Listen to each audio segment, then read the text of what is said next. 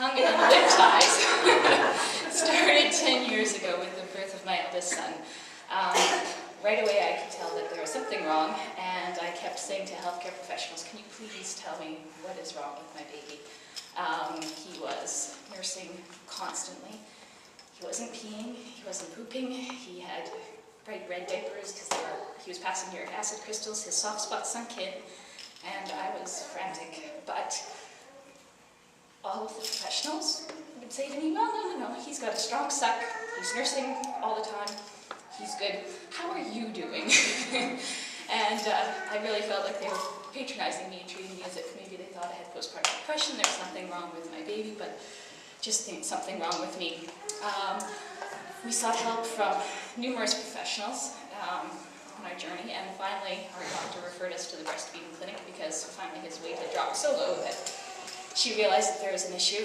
At the breastfeeding clinic, they didn't really look in his mouth. They did put a finger in and say, he's got a good strong suck.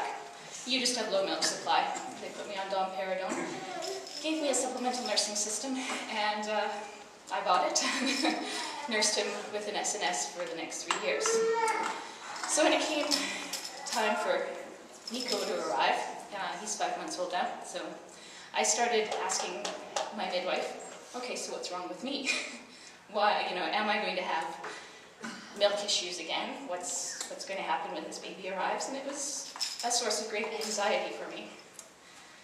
Sure enough, he came along. I was a lot more prepared. I had all of the herbs, I had all of the breast pump set up, I had the prescription for domperidone in place. I was ready to go and give it another shot, and this baby did a little bit better. He lost weight at first, as babies do, but he started gaining. It was slow, but he was gaining, and so we went with it. But I still felt like there was something wrong. He was born with a head his whole body. He was in the 85th percentile for everything.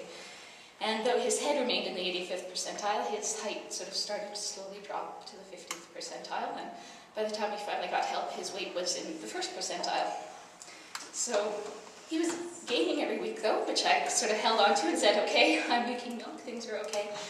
I finally, after 2 months, got out to the Leche League meeting and sort of had a very big aha moment when one of the Leche League leaders asked if there were any parents out there, when the baby stopped nursing, if their nipple looked like a chapstick as opposed to a lipstick. And I said, hey, that's us. And so she came over and talked to us, and we talked about some of the pain that we were having and the low weight gain. And, although he was pooping, it certainly wasn't every day. It was maybe once a week, and a lot of the other issues that we were having. So the Leche League leader looked in his mouth and identified both a tongue and a lip tie.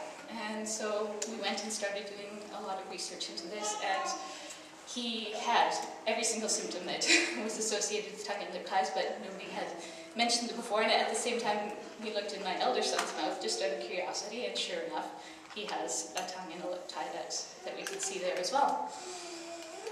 So our leader gave us information on what other people had found in terms of having revisions done. She gave us Dr. Kotlow's information and information on other paths that we could follow. And I found it very hard to believe that we didn't have resources to have this done in the city, and so I started phoning around places trying to find out what we could have done here. And I was told that we would have to wait for 5 months for a bed at the Stollery, in which case they would put him under general anesthetic. If they decided to do the procedure, they would put him under general anesthetic and do it then, but 5 months was far, far too long to wait.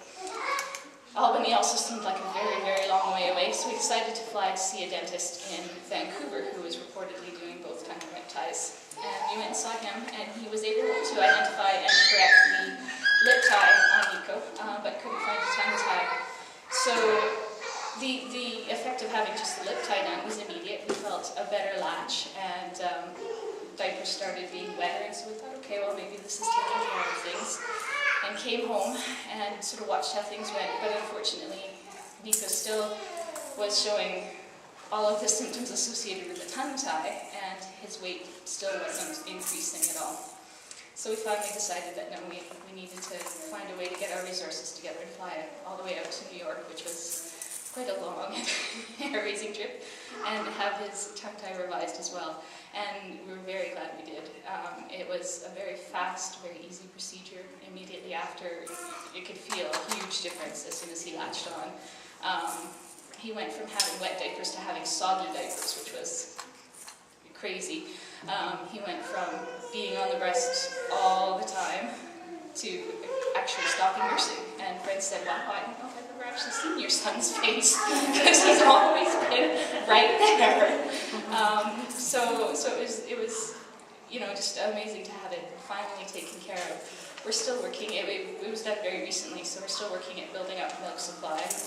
We're also still working at retraining his sucking, because he's got 5 months of bad compensatory sucking habits that we sort of need to take care of. But, you know, if we have another one, I really hope that we have the resources here to be able to take care of it, because we went from not ever having heard about it 10 years ago to actually having been able to take care of it here, now, and it'd be great to actually be able to take care of it.